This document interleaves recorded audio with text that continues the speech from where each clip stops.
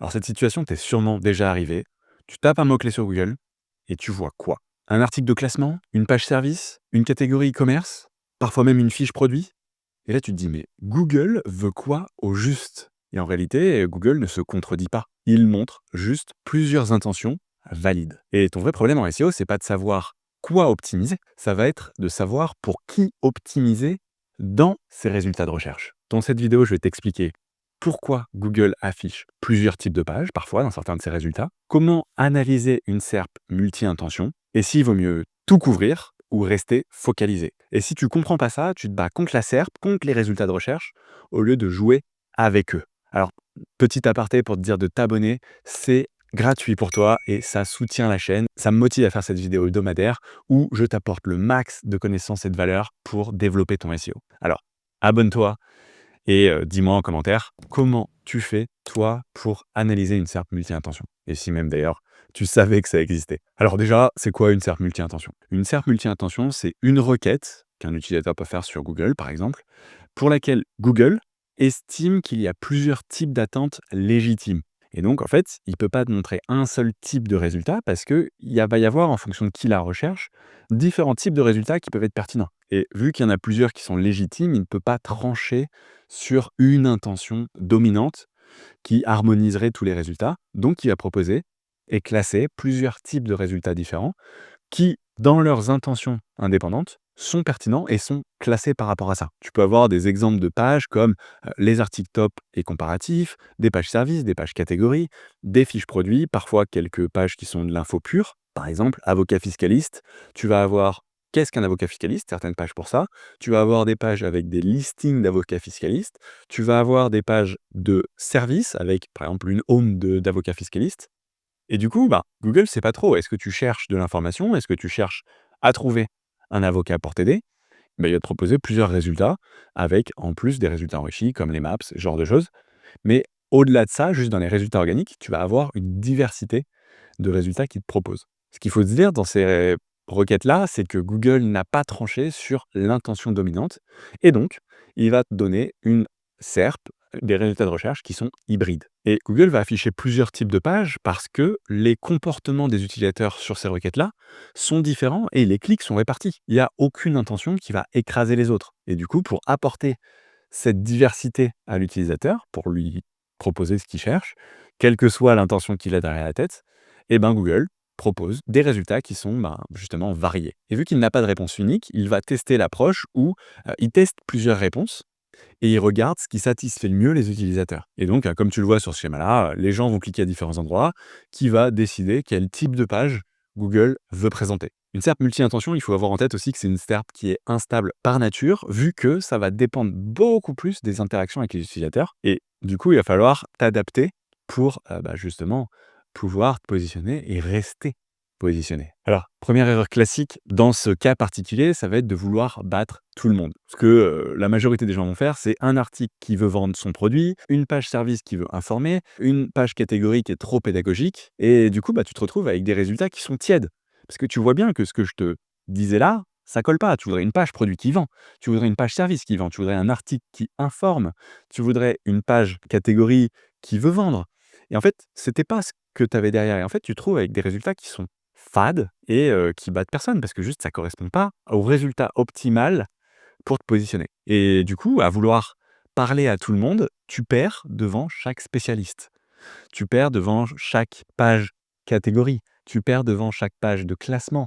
Tu perds devant chaque page service ou informatif. Et en fait, en voulant faire tout mal, tu finis avec un contenu qui ne mérite pas de se positionner. Et pour arriver à bien t'en sortir dans ce cas-là, avec des SERP multi-intentions, tu vas avoir globalement deux choix. Face à cette SERP, tu peux soit choisir la couverture totale, tu vas répondre en une seule page à toutes les intentions, donc faire une page fourre-tout, mais on va essayer de le faire malin et on va voir les avantages et les inconvénients. Et tu as la stratégie B qui va être l'hyper-focalisation, où là, tu vas choisir une intention qui cherche à dominer ce segment. Tu te dis, OK, j'ai plusieurs types d'intentions, moi je veux faire une page sur cette part-là, sur cette approche-là en particulier, mais je vais être la meilleure page. Les deux sont pertinentes, mais il va falloir choisir ton angle de bataille, ta stratégie, pour pouvoir la mener parfaitement. Première stratégie, ça va être de couvrir toutes les intentions et faire du coup une page généraliste qui couvre l'ensemble. Cette page, elle peut informer, elle peut comparer, elle peut proposer, elle peut vendre et elle va avoir du coup plusieurs avantages et plusieurs inconvénients de choisir cette stratégie. Premier avantage, c'est que ça capte plus de profils utilisateurs potentiels.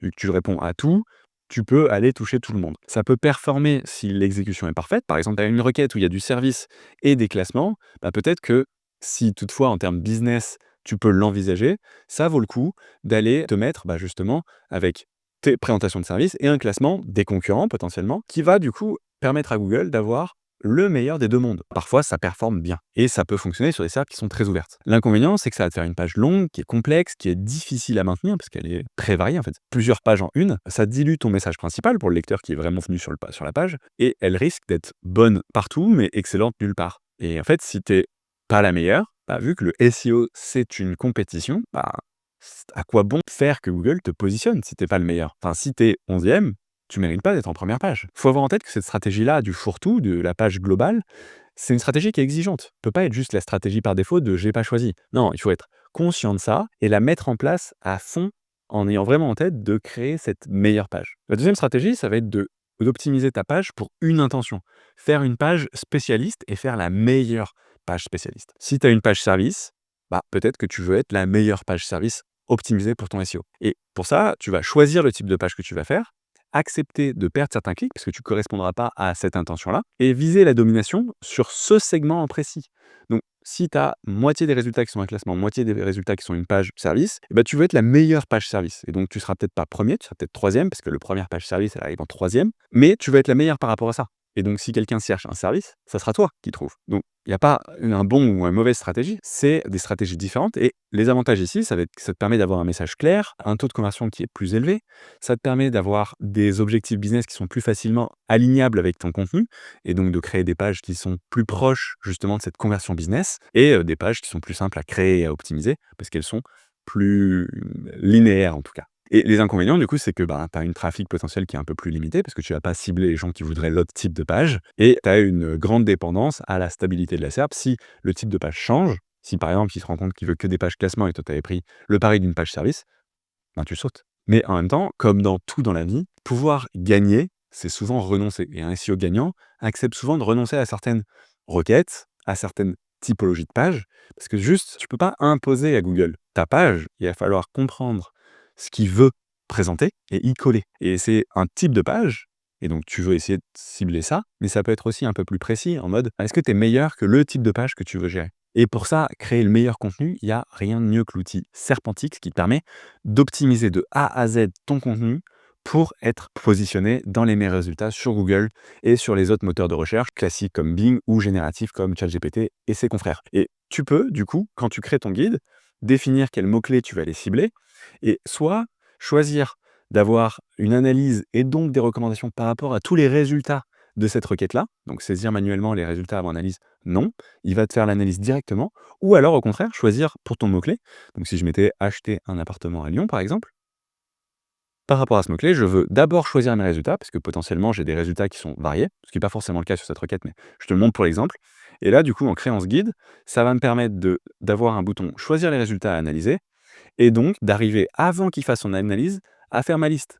Là, je peux par exemple supprimer ce résultat-là, supprimer ce résultat-là, supprimer ce résultat-là, et donc garder que les résultats qui correspondent à la catégorie que je veux cibler. Donc dans un premier cas où tu ne cibles pas les résultats, tu fais valider et analyser, ça va lui permettre d'analyser tout ça par rapport aux résultats que tu as ciblés. Et du coup, dans le cas où tu cibles pas les résultats, tu vas pouvoir aller plus sur la stratégie A où tu veux avoir le meilleur résultat de façon globale. Si tu choisis les résultats, tu vas plutôt aller dans la stratégie B où là, tu choisis de dominer une page spécialiste et donc tu vas vouloir optimiser par rapport à ça. Donc les deux sont bonnes, c'est juste que ça dépend de la stratégie que tu choisis d'adopter pour aller traiter cette requête-là en particulier. Et comment tu peux choisir la bonne stratégie pour ton business? Je vais te donner 3 étapes simples que tu peux suivre et qui vont te permettre de choisir globalement à chaque fois si tu dois faire une page généraliste ou si tu dois faire une page spécialiste. Première étape, ça va être de lire la SERP. Tu peux le faire directement en créant un guide sur Serpentix, tu peux aller directement sur la SERP pour récupérer et voir les résultats qu'il y a. C'est toujours intéressant, quand tu vas créer une page, il faut savoir où elle va se positionner. Si tu achètes un appartement, tu veux savoir où il se localise. Bah, c'est exactement la même chose pour ta page. Tu ne crées pas une page en tant que telle, tu crées une page pour entrer dans une compétition et tu veux connaître qui sont tes adversaires. Ce qu'il va te falloir poser, c'est quel type de page est le plus fréquent, quels sont les formats qui sont en haut du classement. Est-ce que Google pousse un type en particulier ou au contraire, il est plutôt indécis ou en tout cas, il est en train de tester différents formats pour coller à différentes intentions légitimes? Ça, c'est la première chose. Une fois que tu as la réponse à ça, tu vas vouloir regarder qui performe. Pas juste quoi. Est-ce que c'est plutôt des gros acteurs? Est-ce que c'est plutôt des sites ultra spécialisés? Est-ce que c'est plutôt des pages hybrides ou tranchées? Pour savoir si c'est des gros acteurs, tu as une de backlink qui te permet de savoir s'il y a beaucoup de liens. Et si tu as des pages hybrides ou tranchées, ça, tu vas pouvoir le voir justement en analysant les pages et en regardant, par exemple, dans Serpentic, sur la partie intention, voir le type de pages qui sont positionnées. Donc moi, ce que je te conseille, c'est que tu fais un guide sans traiter tes résultats d'abord. Tu regardes tout ça, ça te permet d'avoir plein d'informations intéressantes. Et ensuite, si tu le souhaites, fais un guide avec que les résultats qui sont pertinents pour ta stratégie de domination de pages type spécialiste. Parce que globalement, ce qu'il faut se dire, c'est que la SERP te montre déjà la stratégie gagnante. Il te montre les résultats qu'il a choisi de positionner. Et l'idée, c'est de comprendre qu'est-ce qui est la raison de cette position, de ce fait que ce résultat-là, plutôt qu'un autre, est gagné. Est-ce qu'il a un meilleur contenu? Est-ce qu'il a plus de liens? Est-ce qu'il a une meilleure structuration? Est-ce qu'il a plus d'autorité thématique? Bref, c'est ça qui te permet de gagner.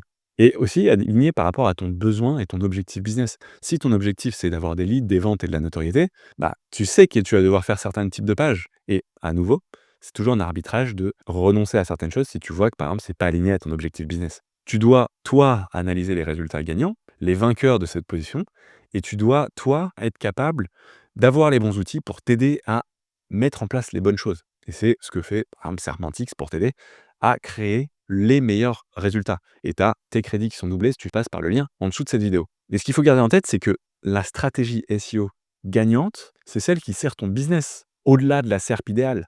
Donc, qu'est-ce que tu veux gagner? Pourquoi tu fais du SEO? Et garde ça en tête. Et après, une fois que tu as ça en tête, qu'est-ce qu'attend Google?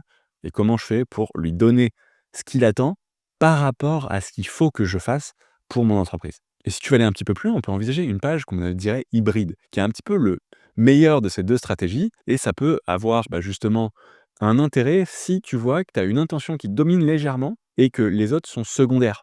Dans ce cas-là, tu peux aller traiter cette intention qui domine et traiter de façon connexe l'intention secondaire ou les intentions secondaires tant que ta structure reste claire.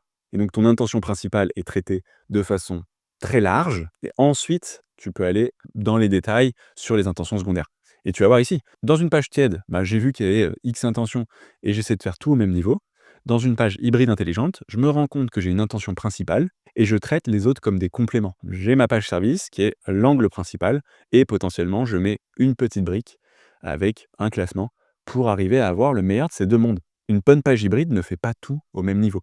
Elle priorise, elle traite avec des profondeurs différentes en fonction de l'importance des intentions et du type de réponse qu'on cherche à apporter et du type d'utilisateur qu'on cherche à viser. Et pour réussir, quelle que soit la stratégie que tu choisis, il faut surtout éviter ces écueils-là. Tu veux pas mélanger tes intentions sans aucune hiérarchie.